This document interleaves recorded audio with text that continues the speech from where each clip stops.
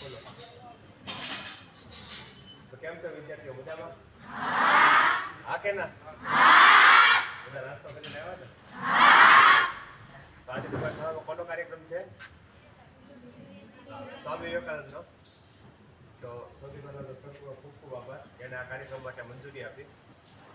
કાર્યક્રમની શરૂઆત કરીએ. જલ્દી વધારે બધા બેસાડી જ રાખવા. તો સ્વામી વિવેકાનંદે કીધેલું છે, બે છોકરા બે છોકરીઓ છે. એક છોકરો કે છોકરી છે દુનિયાના બધા પુસ્તકો વાંચી લે છે. બીજો છોકરો કે છોકરી છે ખાલી 5 જ વસ્તુ વાંચી. કેટલી? 5. તો સ્વામીજી એવું કહે છે, કોની પાસે વધારે બુદ્ધિ જ્ઞાન આવડત છે, જેને ખાલી 5 વસ્તુ વાંચી છે, બરાબર, પોતાના જીવનમાં ઉતારવાની કોશિશ કરી છે, એ રસ્તા ઉપર ચાલવાની કોશિશ કરી છે, એની પાસે વધારે બુદ્ધિ જ્ઞાન આવડત છે. તો આજે આપણે કેટલી વસ્તુ શીખશું? કેટલી વસ્તુ શીખશું? પહેલી વસ્તુ છે આત્મશ્રદ્ધા. શું છે? આત્મશ્રદ્ધા. તો શ્રદ્ધા એટલે શું થાય? કહી શકે? શ્રદ્ધા એટલે શું થાય? કહી શકે? કોઈ દીકરી નામ નથી શ્રદ્ધા? શ્રદ્ધા એટલે શું થાય? બોલો. હા, ખૂબ સરસ, બરાબર. વિશ્વાસ. શ્રદ્ધા એટલે વિશ્વાસ થાય. શું થાય? અને આત્મશ્રદ્ધા એટલે પોતાની જાત ઉપર વિશ્વાસ. શું થાય? પોતાની જાત ઉપર વિશ્વાસ. તો સ્વામીજી કહે છે કે જીવનમાં સફળતા મેળવવા માટે સૌથી પહેલી જરૂરિયાત શેની છે? આત્મશ્રદ્ધાની. શેની જરૂરિયાત છે? આત્મશ્રદ્ધાની. સ્વામીજીએ તો આખા ભારતમાં ફરી ભ્રમણ કર્યું. અમેરિકા ગયા, ઇંગ્લેન્ડ ગયા. અમેરિકા અને ઇંગ્લેન્ડ ગયા ને તો અમેરિકાનો સુપર પાવર છે. આખી દુનિયામાં અમેરિકાની બોલબાલ. તો અમેરિકામાં તમારે જેટલા નાના નાના 5 ભાઈઓ બહેનોને બોલાવ્યા અને પૂછો કે કેન યુ ડુ ધીસ? શું તમે આ કામ કરી શકશો? તો બધી આંખમાં આંખ રાખી જવાબ કે yes we can do this, હું આ કામ કરી શકશું. સ્વામીજી ઇંગ્લેન્ડ ગયા, અંગ્રેજોના દેશમાં. અંગ્રેજો 250 વર્ષ આપણી ઉપર રાજ કર્યું. ત્યાં તમારી જેટલા નાના નાના બાળકોને બોલાવ્યા, 5 ભાઈઓ બહેનોને, બરાબર, અને પૂછો કે કેન યુ ડુ ધીસ? શું તમે આ કામ કરી શકશો? એ બધી આંખમાં આંખ રાખી જવાબ કે yes we can do this, હું આ કામ કરી શકશું. સ્વામીજી ભારતમાં તમારી જેટલા નાના નાના બાળકોને બોલાવ્યા. ત્યારે દીકરીઓ માટે તો શાળા જ નહોતી. અમુક જગ્યાએ મહારાષ્ટ્રમાં સાવિત્રીબાઈ ફૂલે શાળા ચાલુ કરેલી, પણ દીકરીઓ માટે અત્યારે જે આટલી બધી દીકરીઓ ભાવનગરમાં ગઈ છે નથી ગયો. એ તમે 5 છોકરાઓને બોલાવ્યા અને સ્વામીજીએ પૂછ્યું કે શું તમે આ કામ કરી શકશો? Can you do this? એ બધા નીચું જોવા માંડ્યા. શું કામ નીચું જોવા માંડ્યા? કારણ કે સ્વામીજી કહે છે કે 1000 વર્ષની ગુલામીને કારણે આપણે શું ગુમાવી બેઠા? આત્મશ્રદ્ધા. બરાબર, આપણે શું ગુમાવી દીધું છે? આત્મશ્રદ્ધા. આપણે આપણી જાત ઉપર વિશ્વાસ થયો નથી. એટલે સ્વામીજી કહે છે કે જીવનમાં સફળતા મેળવવા માટે સૌથી પહેલી જરૂરિયાત કેની છે? આત્મશ્રદ્ધાની. કેની જરૂરિયાત છે? આત્મશ્રદ્ધાની. ગમે એટલી મુશ્કેલી આવે, ગમે એટલો ખરાબ સમય આવે, પણ સૌથી પહેલી જરૂરિયાત શેની છે? આત્મશ્રદ્ધાની. બરાબર. સ્વામીજી કહે છે કે જૂના ધર્મો કેવું છે કે જેના પ્રભુમાં શ્રદ્ધા નથી એ નાસ્તિક છે, પણ નવો ધર્મ કહે છે જેને પોતાની જાતમાં શ્રદ્ધા નથી એ નાસ્તિક છે. એટલે પહેલા કેવું હતું, જેને ભગવાનમાં ન માનતો હોય ને એને નાસ્તિક કહેવાય. પણ સ્વામીજી કહે છે કે આ નવો ધર્મ છે, બરાબર, નવ જાગરણ છે આખા ભારત દેશનું, અને એની અંદર સૌથી પહેલી જરૂરિયાત કેવી છે? પોતાની જાત ઉપર વિશ્વાસ રાખવાની. એટલે ગમે એટલી મુશ્કેલી આવે, ગમે એટલો ખરાબ સમય આવે, પણ પોતાની જાત ઉપર વિશ્વાસ રાખવાનો છે. બરાબર. હમણાં થોડી વારમાં કાર્યક્રમ પૂરો થશે. તમે બધા મધ્યાહન ભોજન કે આજે ભોજન હશે, બરાબર, ખાશો, પછી ઘરે જશો ને ભૂલી જશો ને પછી બધું ભૂલી જાવ. બરાબર. કે હવે એક ભાઈ આવ્યા હતા, હું કીધું ભૂલી ગયા. થોડું તમને એક વાર્તા કહું, એ વાર્તા તમને આખી જિંદગી યાદ રહેશે. બરાબર. કે આત્મશ્રદ્ધા એટલે શું? તો એક છોકરી હતી, એનો જન્મ થયો દક્ષિણ ભારતમાં, બરાબર, સાઉથ ઇન્ડિયામાં. એક છોકરી હતી, એનો જન્મ થયો દક્ષિણ ભારતમાં, સાઉથ ઇન્ડિયામાં. આપણે બધા કયા રાજ્યમાં જીવીએ છીએ? કયા રાજ્યમાં? હા. અને આપણો જિલ્લો? ખૂબ સરસ. તો આપણે બધા ભાવનગરની અંદર છીએ. એની જેમ દક્ષિણ ભારતમાં કર્ણાટક રાજ્ય આવેલું છે. એની માતૃભાષા છે કન્નડ. આપણે બધા ગુજરાતી બોલીએ. હું ગુજરાતી બોલું તો સમજી શકો, કારણ કે તમારી માતૃભાષા અને મારી માતૃભાષા એક છે, ગુજરાતી. એની જેમ દક્ષિણ ભારતમાં એક રાજ્ય આવેલું છે કર્ણાટક, એની માતૃભાષા છે કન્નડ. એક છોકરી હતી, એનો જન્મ થયો 19 ઓગસ્ટ 1950 ના દિવસે, અને નાનપણથી જ એ દીકરી ભણવામાં ખૂબ હોશિયાર. 1 થી 10 ધોરણ એ ભણી તો હંમેશા પહેલો નંબર જ આવે. 1 થી 10 ધોરણ કન્નડ ભાષામાં ભણી. એ કન્નડ ભાષામાં ભણી એટલે છોકરીને જીવનમાં સૌથી પહેલો પ્રેમ એની સાથે થયો, કન્નડ ભાષા સાથે. એને ખબર પડી કે આ ભાષા છે એ બહુ મહાન છે, આની અંદર કેટલા બધા સાધુ સંતો, કવિઓ, લેખકો, કેટલું બધું લખેલું છે. પછી 11, 12મું ધોરણ હતું, એને અંગ્રેજી માધ્યમમાં કર્યું. 12મું ધોરણ પૂરું થયું, 1968 વર્ષ હતું. એક દિવસ એના પપ્પા એને પૂછે છે કે તારે શું કરવું છે, તારે શું બનવું છે? તેને કીધું મારે એન્જિનિયર બનવું. શું બનવું છે? એન્જિનિયર બનવું છે. એનો મતલબ કે એન્જિનિયર થોડું બનાય, ડોક્ટર બનાય, નર્સ બનાય, બીજું ઘણું બધું બનાય, એન્જિનિયર ન બને. હવે એના પપ્પાએ શું કામ કીધું? કારણ કે એન્જિનિયરિંગ કોલેજમાં બધા છોકરા જ હોય, કોઈ છોકરી હોય જ નહીં. એ સમયની વાત છે. તો એ છોકરી કે ગમે થાય, મારે તો એન્જિનિયર જ બનવું છે. એને નક્કી કરી લીધું. એના પપ્પા હતા એ કે આ છોકરી વાંચશે ને, એના કાકા મામા કોઈ બુઆ બધાને કીધું કે આ છોકરીને સમજાવો કે એ એન્જિનિયર ન બને, ડોક્ટર બને. બધે સમજાવ પણ એ છોકરી ન સમજી. હોશિયાર વિદ્યાર્થી આમ જલ્દી ન સમજે. એટલે એના પપ્પાએ છેલ્લે કંટાળીને ફોર્મ ભરી દીધું એન્જિનિયરિંગમાં. પહેલા ધડાક એડમિશન મળી ગયું, કારણ કે એ છોકરી પહેલેથી હોશિયાર હતી. અહીંયા કેમ દામોદર સર આચાર્ય છે, એન્જિનિયરના આચાર્ય હતા કોલેજના. એને મળવા ગયા કે મારી એકની એક દીકરી છે, તમે ધ્યાન રાખજો. આચાર્ય કે અમે અમારી રીતે મદદ કરશું, બરાબર, એક રૂમ અલગથી આપશો, કારણ કે આ સુધી કોઈ છોકરી કોલેજમાં ભણવા જ નથી આવી. એને અલગથી રૂમ આપી દીધો. અને પહેલો દિવસ હતો કોલેજનો. એ છોકરી જયારે ગઈ રૂમની અંદર તો રૂમે કાંઈ સાફ નતો કર્યો, બરાબર. પટ્ટાવાળા આવવા પછી હાવડી કાઢવા માંડ્યો, અને ડોલ લઈને પોતો કરવા માટે. પછી છોકરી હાથ જાતે તે સાવડી લઈ લીધી, ડોલ લઈને પોતું કરી નાખ્યું, સાફ કર્યું, બીજા બેગ રાખ્યું, ત્યાં ઘંટ વાગ્યો પહેલો પીરિયડ માટે, બરાબર, વર્ગખંડમાં. જેવી છોકરી અંદર ગઈ તો આ સુધી કોઈ છોકરી જોઈ નહોતી અંદર કોલેજમાં. બહાર જોઈએ છે કોલેજમાં કોઈ છોકરી ભણવા આવી કોઈને ખબર જ નથી. કોલેજમાં ઓહાપો થઈ ગયો, બધા છોકરા રાડ્યું પાડવા મળે, એ છોકરી તો કોણ તો નવી નવાણી હાલ ભણવા વાળી નીકળાય હતી, બરાબર. કોકે કાગળિયાના ડૂચા નાખ્યા ને કોકે રાડ્યું પાડી, કોકે ગાળું દીધી, કોકે દુપટ્ટો ખેંચ્યો. જેવી છોકરી બેસવા ગઈ છે એવું પાણી ઢોળી દીધું. પણ એ છોકરી એક પણ શબ્દ ન બોલી. આવું 1 દિવસ 2 દિવસ 3 દિવસ 4 દિવસ 1 મહિના 2 મહિના 3 મહિના 12 મહિના પસાર થયા, 1 વર્ષ. એ છોકરી એક પણ શબ્દ ન બોલે. 12 મહિના પસાર થયા. જયારે પરિણામ આવ્યું ત્યારે કોલેજમાં નહીં, આખી યુનિવર્સિટીમાં એ છોકરીનો પહેલો નંબર. જયારે છોકરીએ પગ રાખ્યો દરવાજાની અંદર, ત્યારે બધા છોકરા એને સલામ કરી કે અમે તને ગમે એટલી હેરાન કરી, મશ્કરી કરી, મજાક કરી, ઠેકડી ઉડાડી, બરાબર, પણ તું હિંમત ન હારી. આજે હિંમત ન હારવું એને શું કહેવાય? આત્મશ્રદ્ધા. શું કહેવાય? આત્મશ્રદ્ધા. આ છોકરી ખાલી ત્યાં જ ન અટકી, પછી એને માસ્ટર ડિગ્રી પૂરું કર્યું આઈઆઈએસસી બેંગ્લોરમાંથી. આઈઆઈએસસી બેંગ્લોરની સ્થાપનામાં પણ સ્વામી વિવેકાનંદનો હાથ છે, પણ આપણી પાસે સમય બહુ ઓછો છે, ઠંડી વધારે છે, એટલે આપણે કાર્યક્રમને ફટાફટ પૂરો કરીએ. તો આજે છોકરી હતી, એને આઈઆઈએસસી બેંગ્લોરમાંથી માસ્ટર ડિગ્રી પૂરી કરી. માસ્ટર ડિગ્રી એને કેમાં પૂરી કરી? તો કોમ્પ્યુટર સાયન્સમાં, બરાબર. આજે તો કોમ્પ્યુટર તમારી શાળામાં પણ છે, પણ આ એ સમયની વાત છે, 1968 થી 1970, બરાબર, 1972 ની આસપાસની વાત છે, જ્યારે કોમ્પ્યુટર હોવી કોઈ ખબર નહોતી. એ પૂરું કરીને એને સૌથી પહેલી નોકરી મળી ટેલ્કોની અંદર. ટેલ્કોમાં એને જોયું, બરાબર, 2-3 દિવસની અંદર એને જોયું કે બહેનો માટે ત્યાં કે સુવિધા જ નથી. ટેલ્કોની અંદર ત્યારે 65 કંપની હતી. કેટલી? 65, એક બે ની. એના માલિકને એને પત્ર લખ્યો કે તમે મને નોકરી તો આપી, પણ બહેનો માટે તો કઈ સુવિધા જ નથી. તો એની જગ્યાએ કોઈ બીજી છોકરી હોત, બીજા બહેનો હોત, તો એ વિચારે કે જો હું પત્ર લખીશ તો નોકરીમાંથી કાઢી નાખશે. પણ આ છોકરી તો પોતાની ઉપર વિશ્વાસ રાખવા વાળી હતી. એના પત્ર લખ્યા, સામેથી એના માલિકે પત્ર લખ્યો કે અમને માફ કરી દેજો. તમે વિચાર કરો, આટલો મોટો વ્યક્તિ, બરાબર, એને સામે પત્ર લખ્યો કે મને માફ કરી દેજો, અમારી ભૂલ થઈ ગઈ છે, અમે તમને નોકરી રાખ્યા પણ તમારી માટે કઈ વ્યવસ્થા નથી કરી. પછી એના માલિક આખા ભારત દેશમાં ટેલ્કોના જેટલા પણ પ્લાન્ટ હતા 65 કંપનીમાં, એ બધી જગ્યાએ બહેનો માટે વોશરૂમની સુવિધા, પેન્ટ્રીની સુવિધા, બરાબર, ડ્રિંકિંગ વોટરની સુવિધા, રેસ્ટરૂમની સુવિધા, આ બધી સુવિધા કરી. ખાલી એટલું જ નહીં, પછી એક દિવસ એના લગ્ન થાય છે. એક દિવસ એનો પતિ એની પાસે આવે છે. એનો પતિ કહે કે આજે મેં નોકરી છોડી દીધી.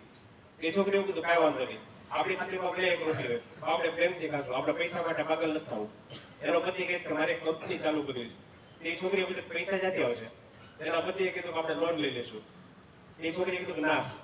છોકરીઓનો કેવો સ્વભાવ હોય, છોકરા છોકરી બેને મમ્મી પપ્પા હોય 10 રૂપિયા આપે ને, છોકરીને 10 આપે, છોકરાને 10 આપે, છોકરા 10 રૂપિયા આપી દે.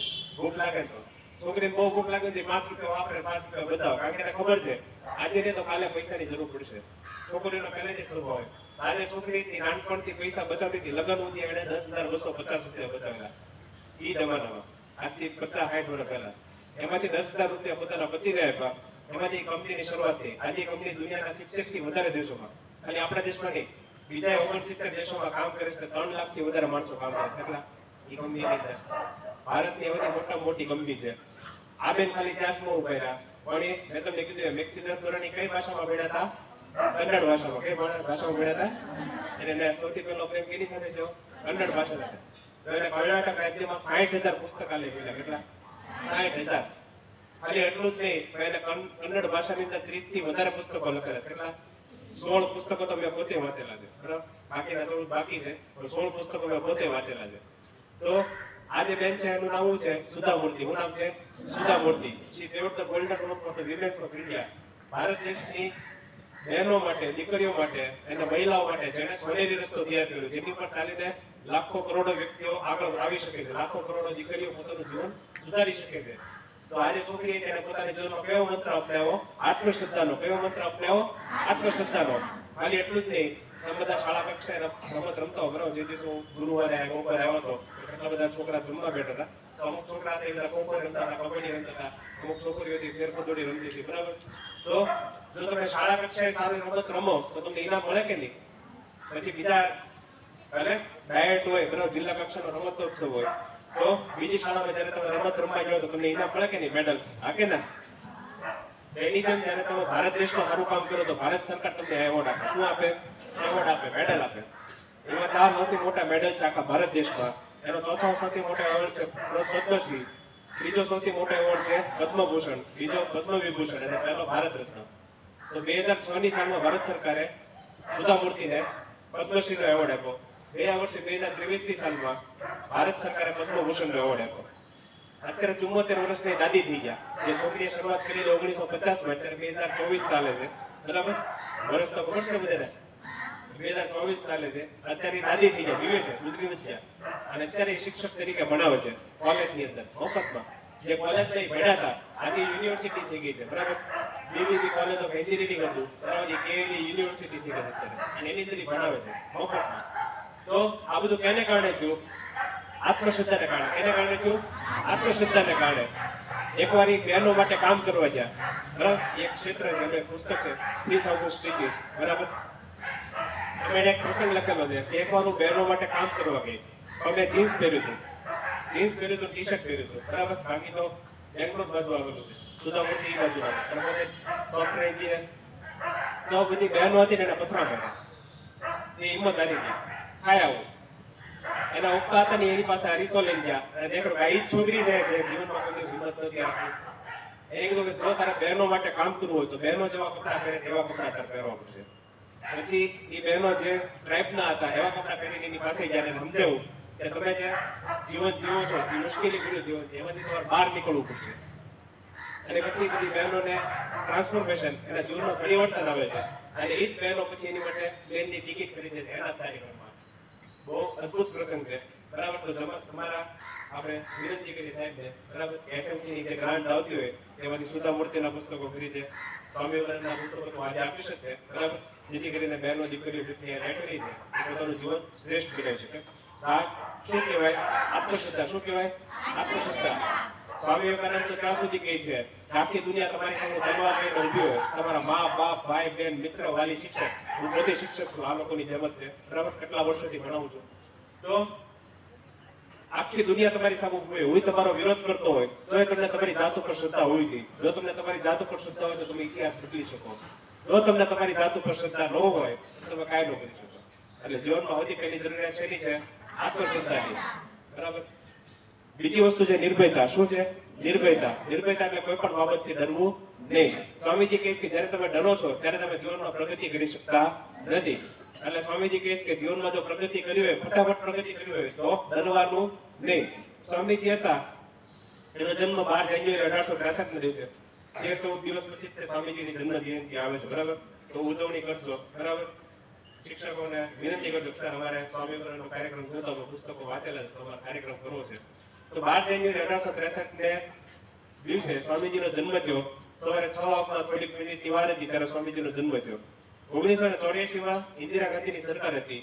એને સર્વે કરાયો કે છેલ્લા 5000 વર્ષોમાં એવો કયો મહાવીર થયો જેને નાના અમથા સમયની અંદર આ ભારત દેશ માટે ભગીરથ કાર્ય કર્યું. એક જ નામ એવું કે સ્વામી વિવેકાનંદ. શું કામ? કારણ કે 39 વર્ષ 5 મિનિટ અને 24 દિવસના જીવનની અંદર એને અદ્ભુત પુરુષાર્થ કર્યો. આજે ભારત દેશ છે જે સુષુપ્ત અવસ્થામાં વહી ગયો હતો, સૂઈ ગયો હતો, એને ઢંઢોળ્યો અને જગાડ્યો કે જાગો ભારતવાસી અને આગળ વધો, હાર ન માનો બરાબર. તો આજે ભગીરથ કાર્ય કર્યું કોણે કર્યું? સ્વામી વિવેકાનંદે. આટલા માટે એ સમયે જે સરકાર હતી ઇન્દિરા ગાંધીને એને વિચાર્યું કે નેશનલ યુથ ડે બરાબર, રાષ્ટ્રીય યુવા દિવસ કોના સન્માનમાં ઉજવી શકાય? તો સ્વામી વિવેકાનંદ બરાબર.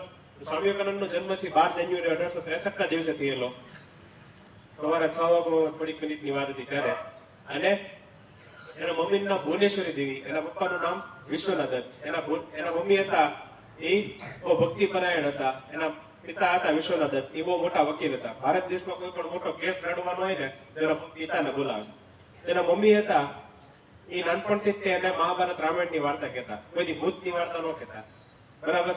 એટલે 8 વર્ષની ઉંમરમાં તો નરેન્દ્રને, કારણ કે સ્વામીજીનું નાનપણનું નામ નરેન્દ્રનાથ દત્ત, તો નાનપણથી જ જે નરેન્દ્રનાથ હતા એ નીડર હતા. એને કોઈ દિવસ ડર ન લાગતો. એકવાર એના મમ્મી એને વાર્તા કહેતા હતા રામાયણની વાર્તામાં હનુમાનજીની વાર્તા આવી. હનુમાનજીને ઓળખો ને બધા? તો હનુમાનજીની વાર્તા આવી. હનુમાનજી છે એ રામ ભગવાનના સૌથી મોટા ભક્ત, એના સેવક. તો એના મમ્મી એને કીધું કે હનુમાનજી હતા એ એકવાર અશોક વાટિકામાં ગયા. અશોક વાટિકામાં સીતામાં રાખેલા હતા.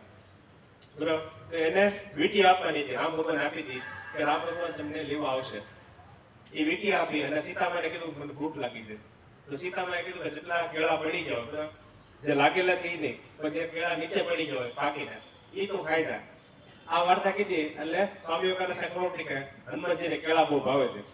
એટલે બીજા દિવસે ક્યાં વહી ગયા? કેળાના જંગલમાં વહી ગયા. એને એમ થયું કે કેળાના જંગલમાં હનુમાનજી મળશે. આખો દિવસ તો એના મમ્મી ગોતતા રહ્યા, પણ સ્વામી વિવેકાનંદ કે મળે, એટલે કે નરેન્દ્ર કે મળ્યા નહીં. આજે રાતે 12-1 વાગી ગયા ત્યારે નરેન્દ્ર આવ્યા, રોતા આવ્યા. એને પૂછ્યું તું ક્યાં હતો? આખો દી તને ગોતતા હતા. તો નરેન્દ્રે કીધું હું તો કેળાના જંગલમાં ગયો હતો. બરાબર? એના મમ્મી પૂછ્યું કે શું કામ ગયો હતો? કે હું હનુમાનજીને ગોતવા ગયો હતો. એના મમ્મી સમજી જાય કે મેં વાર્તા કીધી હતી. તો નાનપણથી તે સ્વામી વિવેકાનંદને એટલી શ્રદ્ધા હતી, પ્રચંડ વિશ્વાસ હતો કે હનુમાનજી છે અને મને મળશે.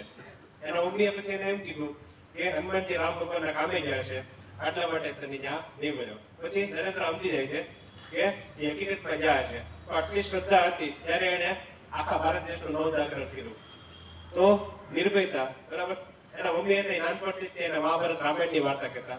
તો એક દિવસ હતા નરેન્દ્ર એ નવગોપાલ ગોષ્ઠની જે આ ક્રીડા મંડળ હોય એની અંદર કસરત કરવા જાય. એની ઉપર અંદર એક ઝાડવું હતું, ત્યાં ઊંધા માથે લટકતા હતા. ઊંધા માથે લટકતા હતા ને તો બાજુમાં એક દાદા હતા, એ આવ્યા. એને જોયું કે આ છોકરો ઝાડવા ઉપર ચડી ગયો છે, ઉપરથી પડશે તો માથું તૂટી જાય, અને પાછા એ ઝાડવા ઉપર હિંચકા ખાય છે તો બધા ફૂલડા તૂટી જાય, તો પૂજા કઈ રીતે કરીશ? એને કીધું કે હે નરેન્દ્ર હેઠો ઉતરી જા. તો નરેન્દ્ર હેઠા ઉતરી ગયા. એને પૂછ્યું કેમ દાદા ઝાડવા ઉપર કેમ નહીં ચડવાનું? તો દાદાએ કીધું કે ઝાડવા ઉપર શું રહી છે? ભૂત રહી છે. શું રહી છે? ભૂત. બ્રહ્મ રાક્ષસ રહી છે. નરેન્દ્ર જીવનમાં કોઈ ભૂત વિશે સાંભળેલું નહીં, કારણ કે એના મમ્મી હતા એને કોઈ ભૂતની વાર્તા કીધેલી નહીં. આપણે તો ઘરે તોફાન કરીએ એટલે આપણા મમ્મી કે હે પૂજતા બાગડો આવશે. બાગડો એટલે બાએ ગડેલો, એવું કે ભૂત છે નહીં સમજાણું. સંધિ વિશેષ આવે ગુજરાતીમાં. બાગડો એટલે બા વત્તા ગડો, એ ભેગું કરેલો બાગડો, એટલે બાએ પોતે ગડેલો. પણ એવું કઈ હોય નહીં. બરાબર? તો નરેન્દ્ર તો નવાય લાગી. ભૂત બ્રહ્મ રાક્ષસ એ વળી એવું હોય. એને સામે પ્રશ્ન પૂછો, એ ક્યાં રહે છે, શું ખાય છે, કેવા કપડા પહેરે છે, તારે મળાવો.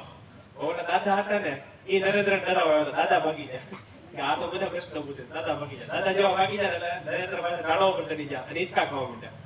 હિંચકા ખાવા માંડ્યા એના બધા ભાઈબંધ હતા, હથીની રાડ્યું પાડું, એ નરેન્દ્ર હેઠો ઉતરી જાય, ઝાડવા ઉપર ભૂત રહી છે. તો નરેન્દ્રે કીધું ઝાડવા ઉપર ભૂત કઈ રહેતું નથી. હું હવે નાનો હતો ત્યારથી આ ઝાડવા ઉપર હિંચકા ખાઉં છું, મેં મારી આંખેથી કઈ જોયું નથી. સ્વામીજી અહીંથી કહે છે કે કોખા કે બરાબર બરાબર એટલે માની નહીં લેવાનું. શું કરવાનું? ચકાસવાનું. શું કરવાનું? ચકાસવાનું. આપણે કોખા છે એટલે તરત માની લઈએ, એનાથી શું થાય? તમે ડરી જાઓ. બરાબર? તમે ભ્રમમાં રહ્યો. તમે અત્યારથી 1 ધોરણથી 8 ધોરણ સુધી, બરાબર 8 ધોરણવાળા વિદ્યાર્થી છે, 1 થી 8 ધોરણમાં કેટલું બધું ભણ્યા, પણ તમે બધું ભૂલી ગયા. શું કામ ભૂલી ગયા? કારણ કે આપણે એની ચકાસણી કરતા નથી. તમે જે અત્યારે ભણો છો, થોડા સમયમાં થોડી પરીક્ષા આવશે, બરાબર? માર્ચ મહિનો આવશે એટલે તમે જે પરીક્ષા આપશો એ કેની હશે? જ્ઞાનની હશે કે માહિતીની? તમે જે પરીક્ષા જ્ઞાનની નહીં હોય, એ માહિતીની પરીક્ષા છે. શું હશે?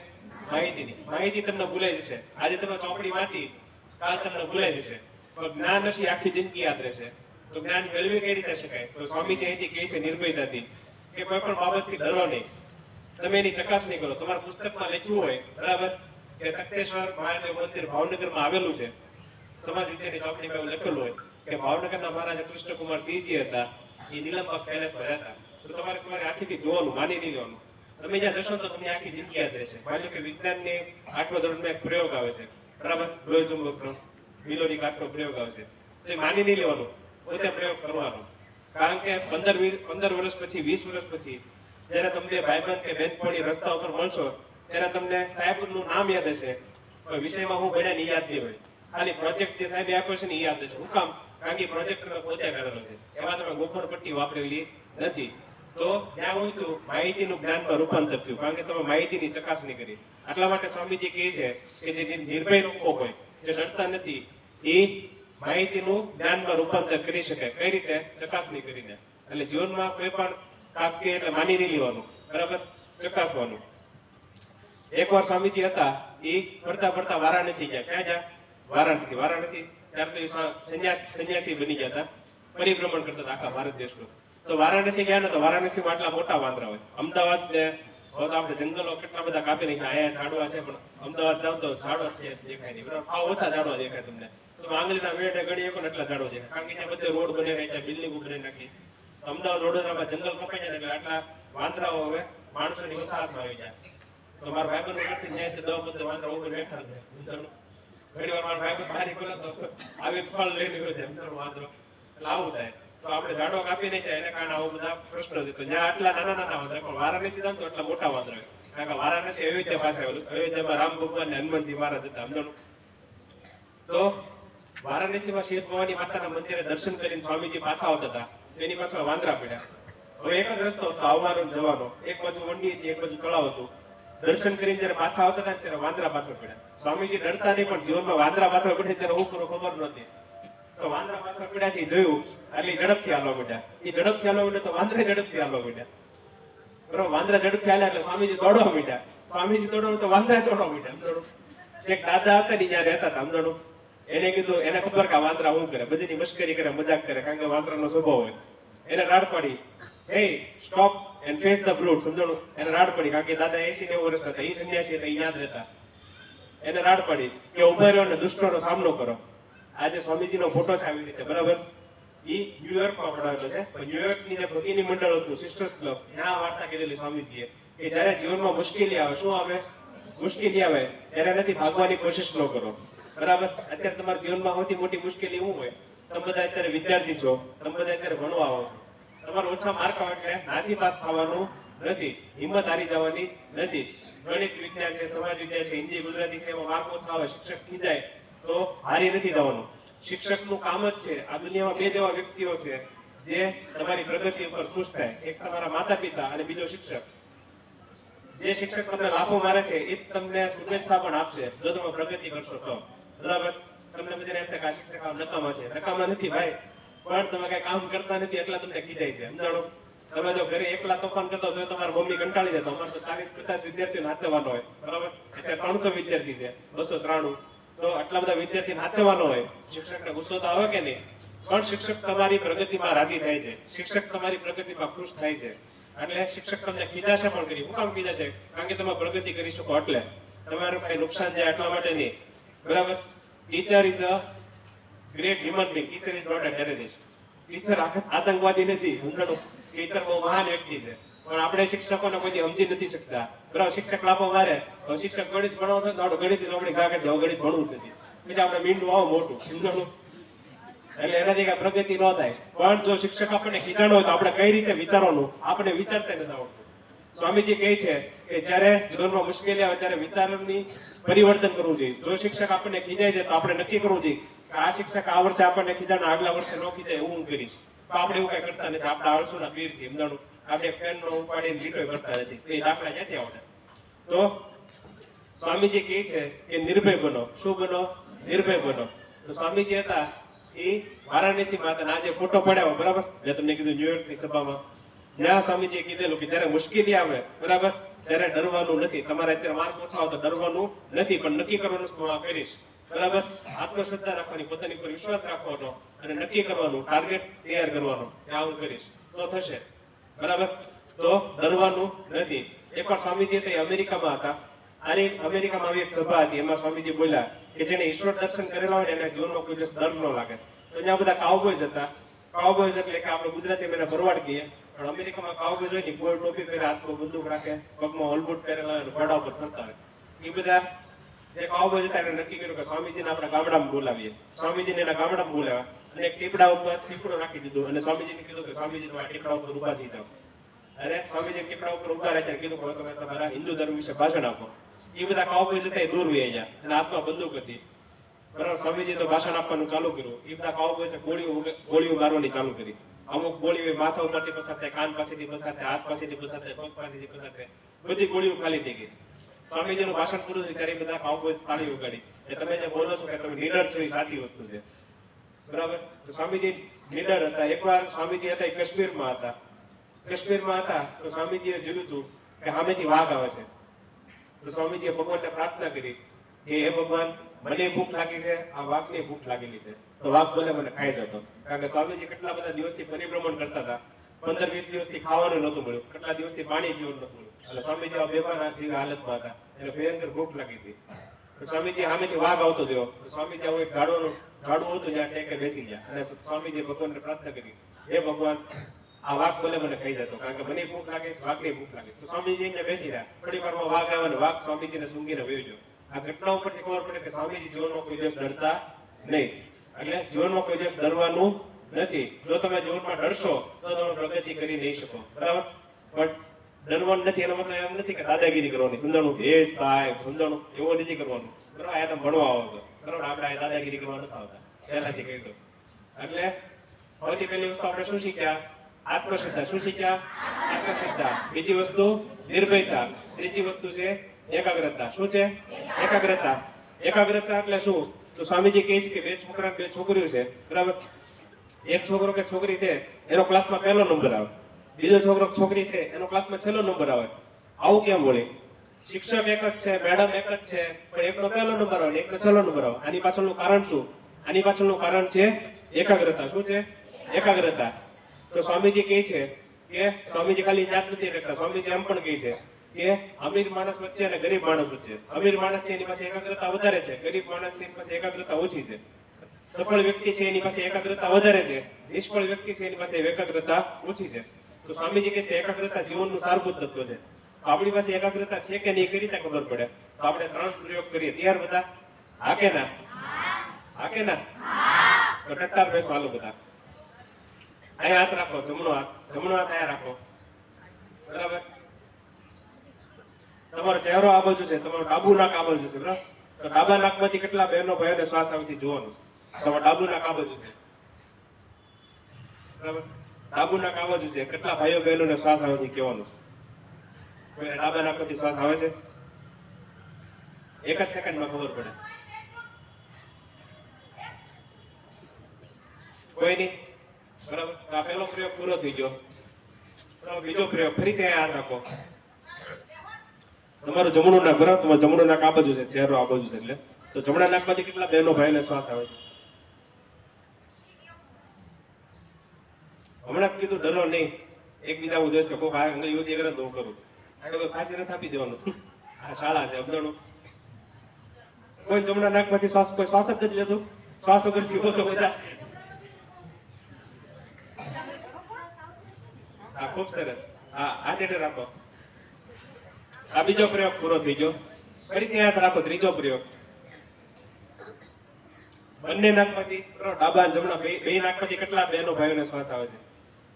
ઘણા બધાને. ખૂબ સરસ. હાલો, આમાં તો હાથ ઊંચો કર્યો. હાથ ઊંચો નહીં કરે. ખૂબ સરસ. બરાબર, તો આ 3 પ્રયોગ કર્યા તેનો મતલબ શું છે? સ્વામીજી કહે છે આપણને આપણા શરીરની ખબર નથી કે આપણું શરીર કઈ રીતે કામ કરે છે. જો આપણને આપણા શરીરની ખબર પડે કે આપણું શરીર કઈ રીતે કામ કરે છે તો આપણે અદ્ભુત પરિણામ લાવી શકીએ, આખો ઇતિહાસ બદલી શકીએ. એટલી પ્રચંડ શક્તિ આ શરીરમાં મેકેલી છે ભગવાને. આપણને ખબર નથી. સ્વામીજીએ કીધું કે જે પહેલો પ્રયોગ છે ડાબા નાકમાંથી શ્વાસ આવે, બરાબર, એનો મતલબ એમ છે કે તમારું શરીર થાકી ગયું છે. શું છે? તમારું શરીર થાકી ગયું, તમારા શરીરને આરામ કરવાની જરૂર છે. પણ તમે બધાથી સુઈને જ આવ્યા, નાસ્તો કરીને આવ્યા, એટલે કોઈને ડાબા નાકમાંથી શ્વાસ નથી આવતો. બરાબર, એ સારું કહેવાય. બીજો જે પ્રયોગ કર્યો, બરાબર, જમણા નાકમાંથી શ્વાસ આવતો હોય, એનો મતલબ એમ છે એમાં, બરાબર, મેડમે છેલ્લેથી કીધું કે હાથ ઊંચો કરો, એટલે થોડા કે હાથ ઊંચો કર્યો. તો જમણા નાકમાંથી શ્વાસ આવતો હોય એનો મતલબ એમ છે કે તમારું શરીર કેવું છે? શક્તિશાળી છે. કેવું છે? શક્તિશાળી છે. અત્યારે કામ કરવાનો સમય છે. શિક્ષક કહે કે દાખલા ગણો તો ગણવાના છે. અગાઉ શિક્ષક કહે કે દોડો તો દોડવાનું છે. તો અમુક હોય ને એ કે સાહેબ મારા પુસ્તકો આગી સાહેબને ખબર નથી કે આ મૂર્ખ બનાવે છે. મેં તમને કીધું teacher is not a terrorist. શિક્ષક તમારા ભલા માટે છે. શિક્ષકના દિલમાં લાગણી છે. સમજાણું? પણ એ લાગણી તમને ક્યારે છે કે જ્યારે તમે પ્રગતિ કરશો ને ત્યારે એ જ શિક્ષક તમને સલામ કરશે. સમજાણું? તો તમે એવી રીતે સાહેબને મૂર્ખ કરો તો સાહેબે તો દોડવાનું હતું, મેડમે તો દોડવાનું હતું, દોડી લીધું. હવે તમારે દોડવાનું છે, તમારો સમય છે. તો હું અત્યારે તમને કહું કે સામે દરવાજો છે, અડી લાવો, તો હજી તો હું કહું એની પહેલા તો અડધા પગી ગયો ને દોડીને આવી જાવ. શું કામ? કારણ કે અત્યારે તમારું શરીર કેવું છે? શક્તિશાળી છે. કેવું છે? શક્તિશાળી છે. અત્યારે તમારે જે કરવું એ કરી શકો.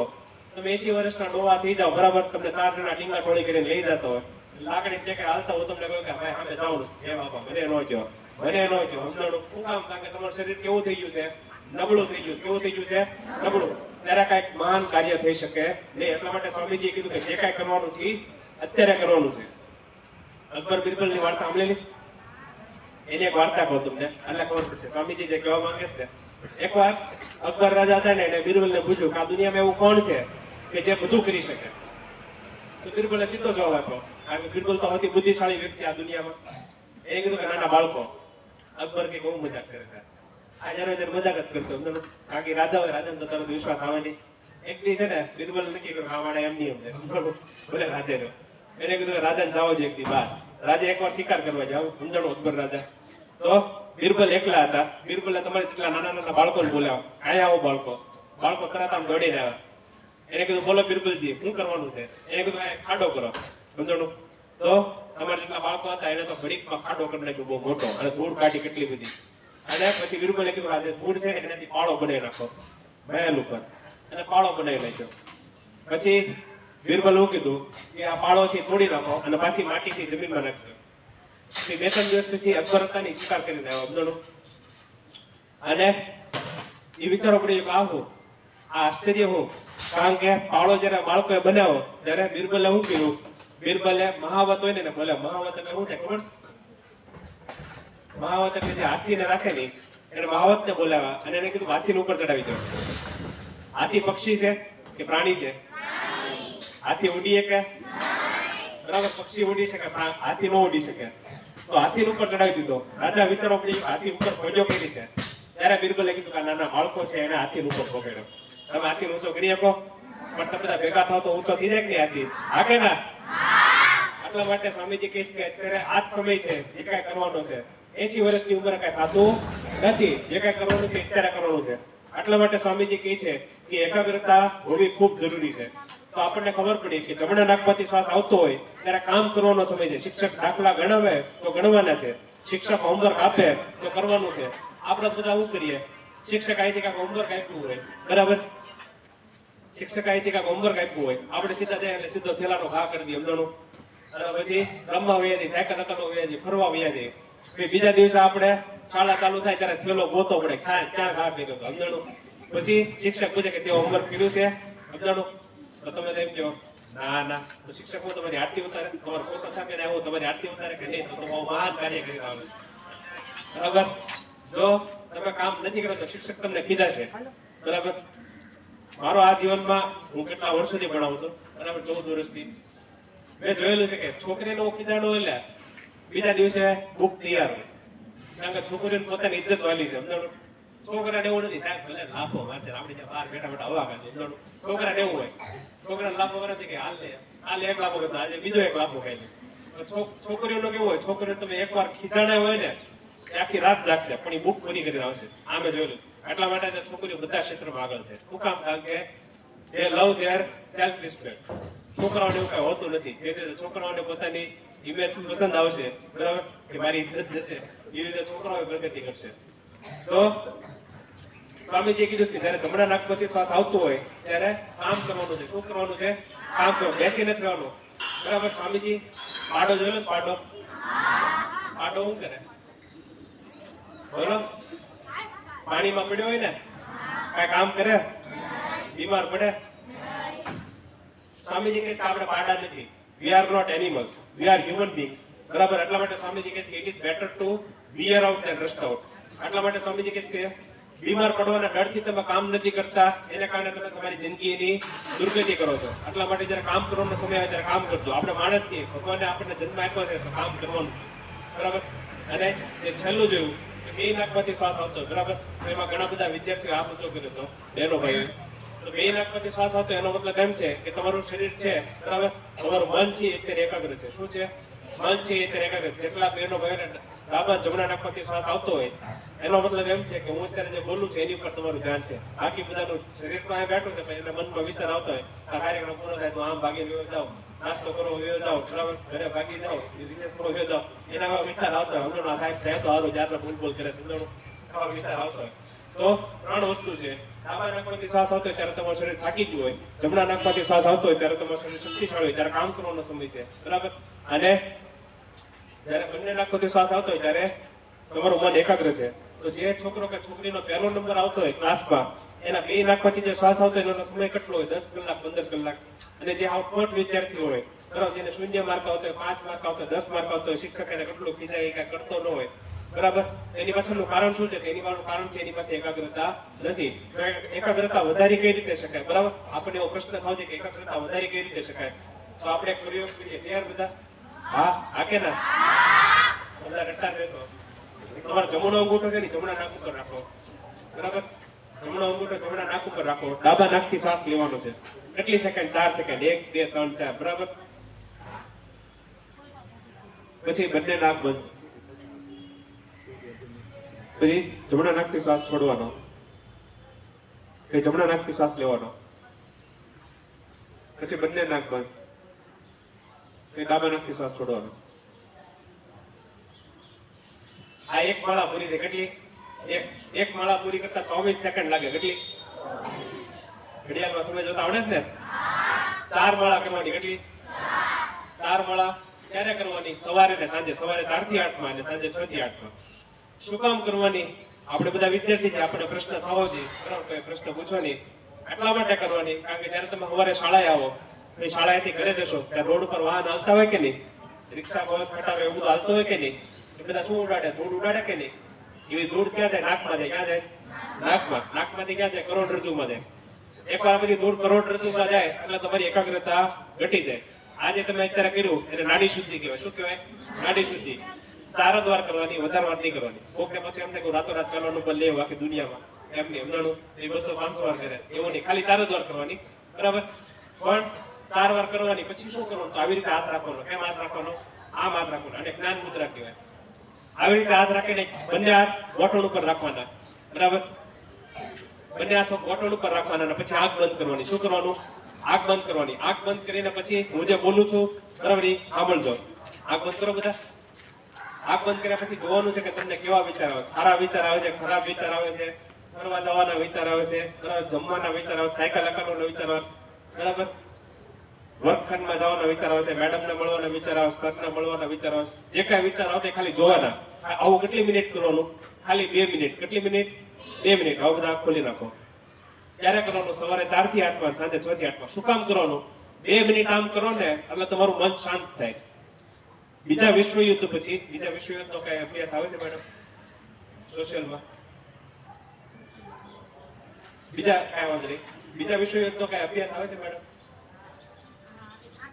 હા, તો બીજા વિશ્વયુદ્ધ પછી જાપાન આખું ભાંગી ગયું હતું, બરાબર. હિરોશીમા નાગાસાકી ઉપર બોમ્બ ધડાકા કર્યા ને એટલે અણુ ધડાકા થયા, એટલા માટે આખું જાપાન ભાંગી ગયું.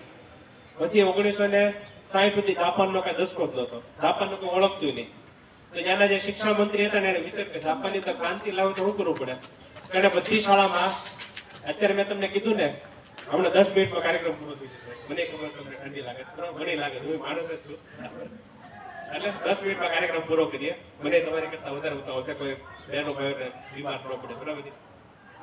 તો જાપાનમાં એ લોકોએ 5 મિનિટ બધી શાળામાં, શાળા ચાલુ થાય ત્યારે ધ્યાનની શરૂઆત કરી. અને એનું પરિણામ છે કે આજે જાપાન છે ટેકનોલોજીમાં સૌથી આગળ છે. સ્વામીજી કહે છે કે આપણે ખાલી 2 જ મિનિટ કરવાનું. કેટલી? 2 મિનિટ. આવી રીતે હાથ રાખવાનો છે, પછી આંખ બંધ કરીને જોવાનું છે તમને કેવા વિચાર આવે. એનાથી શું થશે? તમારું મન છે શાંત થશે. ઘણી બધી વાર કેવું થાય કે સાહેબ ભણાવતો તો છેલ્લી બેન્ચે બેઠા હોય, બરાબર, કે અમુક વિદ્યાર્થી શાંતિ બેઠા જ હોય. અમુક લોકો તો ઉતા ઉતાય આટલા સુધી પડી જાય, એના ઉતા ઉતાય શાંતિ રહ્યો. એની પાછળનું કારણ શું? કારણ કે એના જમણા નાકમાંથી શ્વાસ ઉતા હોય ત્યારે જમણા નાકમાંથી શ્વાસ હતો. એની સૂર્ય નાડી બહુ તેજ હોય. તો સ્વામી વિવેકાનંદે કીધું કે નાડી શુદ્ધિ કરવાથી તમારું મન શાંત થશે અને તમારું મન સ્થિર થશે. એટલે તમે અભ્યાસમાં ફટાફટ પ્રગતિ કરી શકો. કેટલી પ્રગતિ કરી શકો? તો જો 21 દિવસ કરો, કેટલા? 21 દિવસ. 3 મિનિટ 36 સેકન્ડ, 2 મિનિટ ખાલી આંખ બંધ કરવાનો છે, 1 મિનિટ ને 36 સેકન્ડ ખાલી નાડી શુદ્ધિ કરવાની, બે હમણાં શીખવાડવી. તો 3 મિનિટ 36 સેકન્ડ નો ગોલ્ડન રૂલ છે. જો ખાલી એટલું કરો 21 દિવસ તો તમારી એકાગ્રતા 5% વધે. 6 મહિના કરો તો 10% વધે. 12 વર્ષ કરો, કેટલા? 12 વર્ષ તો તમારી મેધાશક્તિ અપ્રતિમ થઈ જાય. તમે ખાલી જે એકવાર વાંચેલું હોય ને એ તમને આખી જિંદગી યાદ રહે. તો બીજી વાર વાંચવું જ ન પડે. આનો એક બે ઉદાહરણ આપું ફટાફટ. સ્વામીજી હતા ને અલવરમાં હતા. ક્યાં હતા? અલવરમાં. અલવર રાજસ્થાનમાં આવેલું છે. સ્વામીજી અહીંયા બેઠા હતા, એની પાસે 3 ચોપડી પડી હતી અને રાજા સામે હતા. અલવરના રાજાના મહેમાન હતા સ્વામીજી.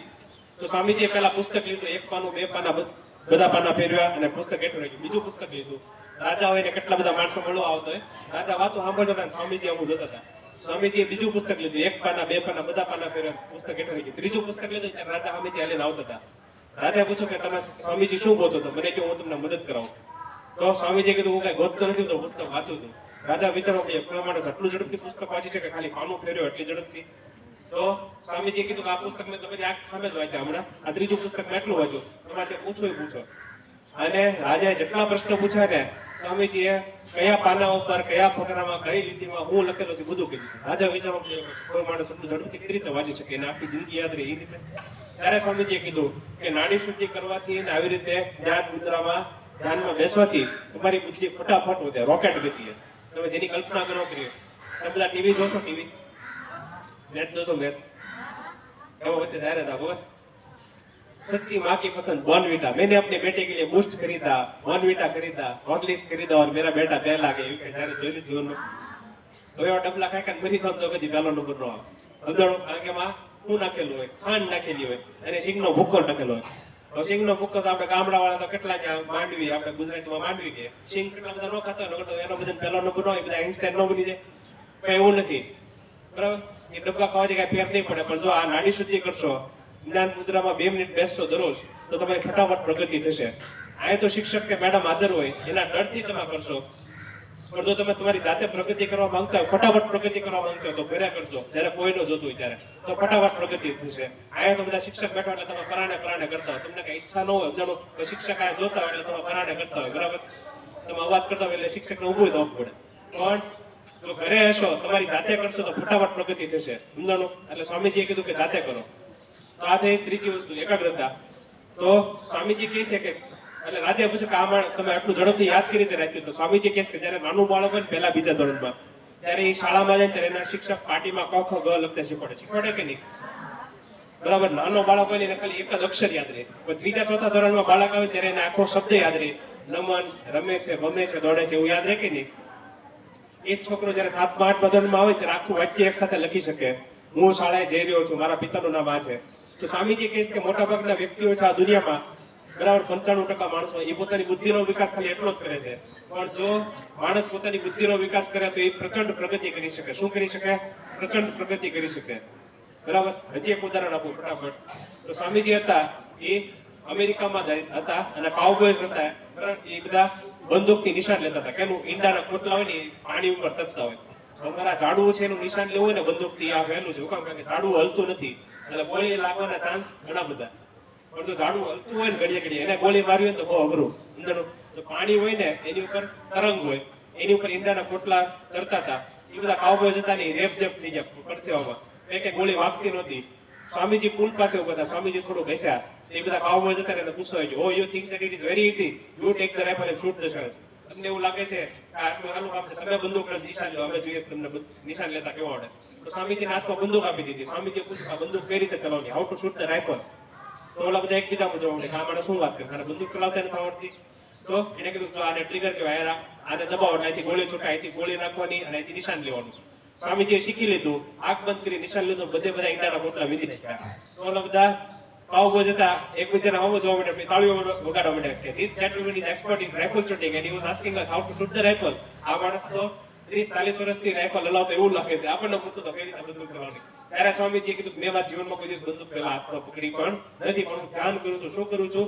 ધ્યાન. અત્યારે મેં તમને શીખવાડ્યું ને, હું ધ્યાન કરું છું. આ એની શક્તિ છે કે જેના કારણે આ શક્ય બન્યું.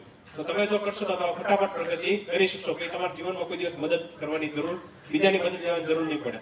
આથી ત્રીજી વસ્તુ, પહેલી વસ્તુ શીખ્યા આપણે આત્મશ્રદ્ધા, બીજી વસ્તુ નિર્ભયતા, ત્રીજી વસ્તુ એકાગ્રતા, ચોથી વસ્તુ છે આદર્શ. શું છે? આદર્શ. આદર્શ એટલે કે એક રસ્તો. શું થાય? રસ્તો. અત્યારે થોડીક વાર પહેલા શાળા ચાલુ થઈ ને, હા કે ના? તો બધા શાળાએ આવ્યા, કઈ રીતે આવ્યા? હાલીને આવ્યા ને? પણ હાલીને કઈ રીતે આવ્યા? તમને રસ્તો ખબર છે ત્યારે. તમે રસ્તો ભૂલ્યો હતા આવી શકો? બરાબર? તો તમે વિચારો પડે ખાલી શાળા ગઈ ક્યાં? હું તો આજે જ આવ્યો હતો. બરાબર?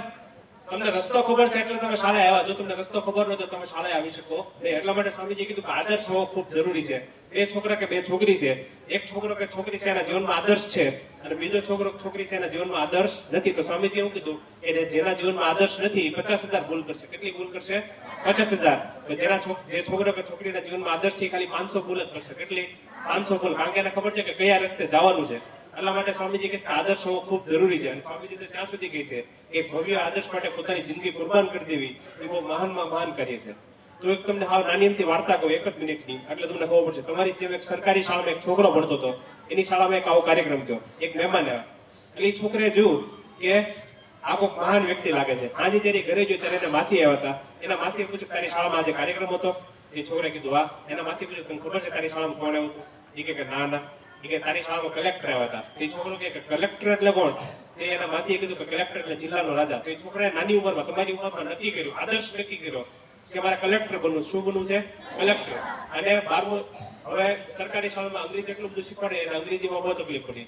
પણ એ છોકરાએ કીધું હું સરકારી શાળામાં જતો તો કોઈ દિવસ હું બીમાર હોય તો જતો, હું કોઈ એબસેન્ટ ન રહેતો. એને કીધેલું છે કે તમારી સરકારી શાળામાં, એનો જન્મ પાલનપુરમાં કાણોદર ગામમાં, જ્યાંથી ચરખો મળ્યો ગાંધીજીને, એ ગામમાં થયેલો.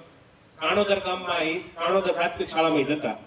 એ છોકરો હતો અને કોઈ બીમાર હોય તો જાય. એને એમ કહે કે જો આજે શાળાએ નહીં તો શિક્ષક જે ભણાવી દેશે એ મને આવડશે નહીં. એ જે છોકરો હતો 1 થી 8 ધોરણ તો પ્રાથમિક શાળા ભણ્યો, પછી 9 થી 12 માધ્યમિક, ઉચ્ચતર માધ્યમિક ભણીને પછી 12મું ધોરણ પછી એને તૈયારી ચાલુ કરી દીધી કલેક્ટર બનવા માટે. 2016માં એની તમે વિચાર કરો, જ્યારે તમે વિચારો મહાન કરો ને ત્યારે ભગવાન એવા સંજોગો ઉભા કરે. 2016માં એની મુલાકાત હસમુખભાઈ પટેલ હારે હતી. બરાબર? અને પછી એને નક્કી કર્યું કે કોરોનાનો સમય હોય, એને જોયું કે પોલીસનું જે કામ છે બહુ મહાન છે. આટલા માટે જયારે પરીક્ષા દેવા જતો હતો ત્યારે એનો એક્સિડન્ટ થયો, આખો લોહી લુહાણ થઈ ગયો, એનો 1 હાથ બાકી રહ્યો. પાટાપિંડી કરાવી સીધો પરીક્ષા દેવા ગયો અને આખા ભારતમાં એનો નંબર આવ્યો 500 ની આસપાસ, 523 ની આસપાસ. એને સૌથી પહેલી નોકરી ભાવનગરમાં મળી. ક્યાં મળી? ભાવનગરમાં. એનું નામ છે આઈપીએસ સફીન હસન. અત્યારે અમદાવાદ છે 1.5 વર્ષથી. બરાબર? ડીસીપી ટ્રાફિક કંટ્રોલ પોલીસમાં થઈ જાય. પણ એને સૌથી પહેલી નોકરી 22 વર્ષની ઉંમરે. તો કે બધા પત્રકાર હતા આખા ભારતની ઓળો મળી જાય. તમે આટલી નાની ઉંમરમાં સફળતા કઈ રીતે મેળવી? તેનો જવાબ સ્વામી વિવેકાનંદ આપે છે. કારણ કે એને નાની ઉંમરમાં શું કરેલું? આદર્શ નક્કી કરેલો. શું નક્કી કરેલું? આદર્શ નક્કી કરેલો. આટલા માટે તમે આદર્શ નક્કી કરો. જો તમારે ક્રિકેટર બનવું તો તમારો આદર્શ હોવો જોઈએ મહેન્દ્રસિંહ ધોની, વિરાટ કોહલી. જો તમારે ગાયક કલાકાર બનવું તો તમારો હેમંત ચૌહાણ, લતાબેન, લતા મંગેશકર. પછી જો તમારે જે કઈ પણ ક્ષેત્રમાં આગળ વધવું હોય, સાયન્ટિસ્ટ બનવું તો એપીજે અબ્દુલ કલામ, ડોક્ટર હોમી બાબા. બરાબર? જે કઈ પણ ક્ષેત્રમાં આગળ વધવું હોય એનો તમારી પાસે આદર્શ હોવો જોઈએ, તો તમે ફટાફટ પ્રગતિ કરી શકો. અને છેલ્લી વસ્તુ ચારિત્ર ઘડતર. તો ચારિત્ર ઘડતર એટલે શું? તો સ્વામીજી કહે છે કે પૈસા, યશ, કીર્તિ, વિદ્યા આ બધી જગ્યાએ ફાયદો ન થાય. માત્ર ચારિત્ર મુશ્કેલી વજ્ર જેવી દિવાલોને તોડીને તેમાંથી માર્ગ કાઢે. એટલે સ્વામીજી કીધું કે ચારિત્ર ઘડતર ખૂબ જરૂરી છે. સ્વામીજી અમેરિકામાં હતા. સ્વામીજીને મારી નાખવાના ઘણા બધા પ્રયાસ થયા. કારણ કે આપણો હિન્દુઓનો દેશ નથી, ક્રિશ્ચિયન દેશ છે. સ્વામીજી તો પૂર્ણ સત્ય બોલતા. એકવાર સ્વામીજીને એના ભારતમાં એક રાજાએ પૂછ્યું, રાજસ્થાનમાં, જ્યાં તો બધા રાજપૂતો, ક્ષત્રિય, અંદરનો તરત જ લોહી ગરમ થઈ જાય. એકવાર રાજાએ પૂછ્યું કે આ અમારા જે બધા દરબારી છે, મુનિમ છે, એ કેવા છે? તો રાજાએ ચોખ્ખું કીધું મુનિમ હોય એ તો રાજાના મૂર્ખ બને પૈસા લે. પછી રાજાએ કીધું આ કોઈ રાજે ઈશારો કર્યો તમે કઈ બોલતા નહીં. પછી રાજા જયારે એકલા ત્યારે સ્વામીજીને કીધું કે આટલું સ્પષ્ટ ઉગતા ન થાય, નગર તો તમને ઝેર આપી મારી નાખશે. સ્વામીજી આમે કીધું તમને એવું લાગે છે કે હાથો સંન્યાસી હોય અને મૃત્યુનો ડર હોય, એને કઈ મૃત્યુનો ડર ન હોય. તો સ્વામીજી જયારે અમેરિકામાં જાય ત્યારે હાવ મોટે મોટ કહેતા કે ખ્રિસ્તી ધર્મ અમુક અનીતિ હાલે છે, ખોટું હાલે છે, સાચો ધર્મ આ છે. એટલે કેટલા બધા લોકો સ્વામીજીને ફોલો કરતા. એને મારી નાખવાની પણ કોશિશ કરી, પણ સ્વામીજી બધેથી બચી ગયા. શું કામ? કારણ કે એનું ચરિત્ર બહુ મહાન હતું. એટલા માટે સ્વામીજી કહે છે કે પૈસા, યશ, કીર્તિ આ બધીથી કઈ ફાયદો ન થાય. સૌથી વધારે ફાયદો કેનાથી થાય? ચરિત્રથી.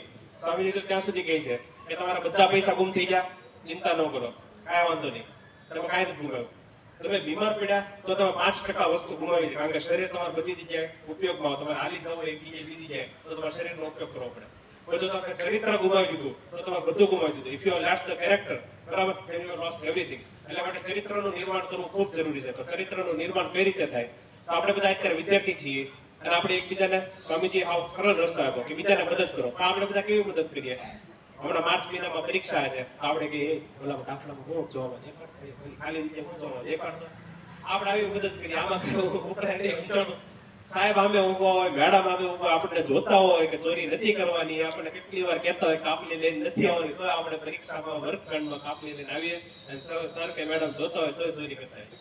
સાહેબ લાફો મારે તો આ નકામ, સાહેબ નકામા નથી, સાહેબ 500 વાર કીધેલું ભાઈ ચોરી નથી કરવાની, સમજાણું? પણ આપણે સમજતા નથી, આપણે આવી મદદ કરાવીએ. સ્વામીજી કહે આનાથી દુર્ગતિ થાય, પરીક્ષામાં ચોરી નહીં કરવાની. સ્વામીજી અલગ રસ્તો આવે. સ્વામીજી કહે કે જો તમારે હકીકતમાં ભાઈબંધ કે બેનપણીની મદદ કરવી હોય તો એને કહેવાનું કે અત્યારથી 5માં તો શાળાએ શિક્ષકો મદદ કરવા માટે છે, તો 5 વાગ્યા પછી જો તારે શીખવું હોય તો તને તારા ઘરે આવીને શીખવાડીશ, 1 કલાક અડધી કલાક જે કાંઈ હોય. ભોજન પરીક્ષામાં ચોરી નહીં કરાવો.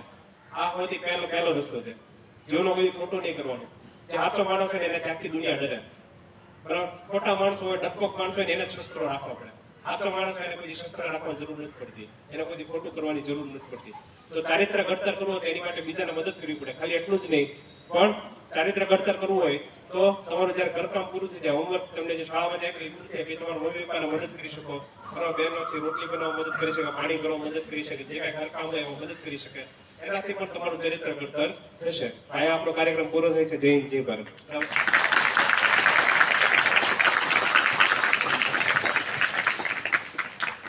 આપણે હવે બધાને પુસ્તક મળશે, ફોટા મળશે, પછી આપણે ફોટો પડાવશું, પછી જે રીતે આપણે આગળ કાર્યક્રમ અભિષેક સરસ આપણને અભિષેકભાઈ વાત કરી મજા આવી ને બધાને? શાળા પરિવાર અભિષેકભાઈનો આભાર માને.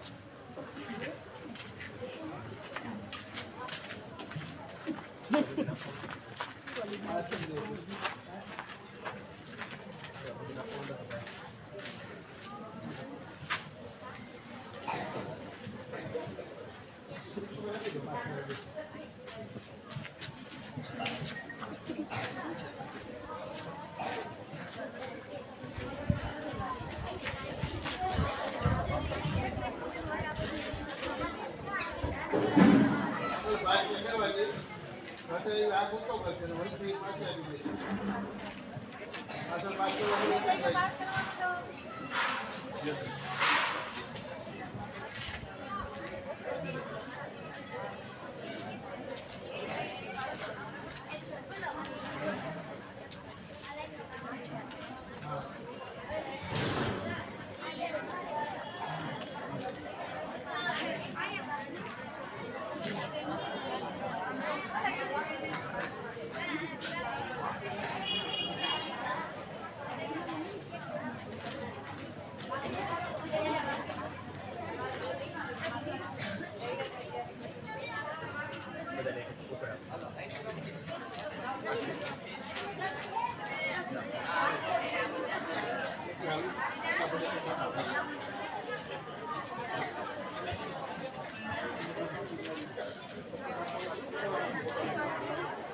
પાછળ ઘર ઉભો થઈ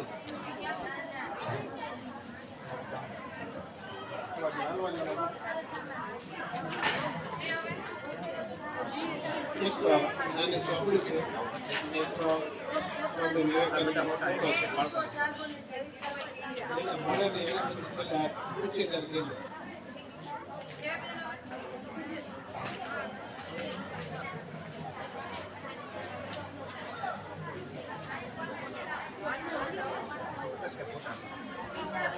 પુસ્તક કે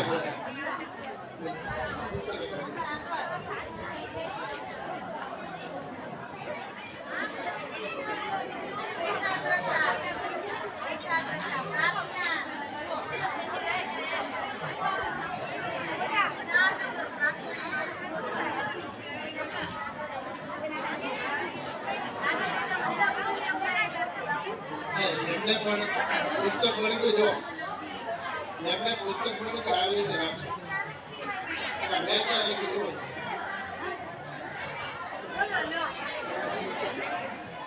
આવી છે કેવી રીતે રાખવાનું ભાઈ? સ્વામીજીના આદર્શ લઈને સ્વીકારો આવી રીતે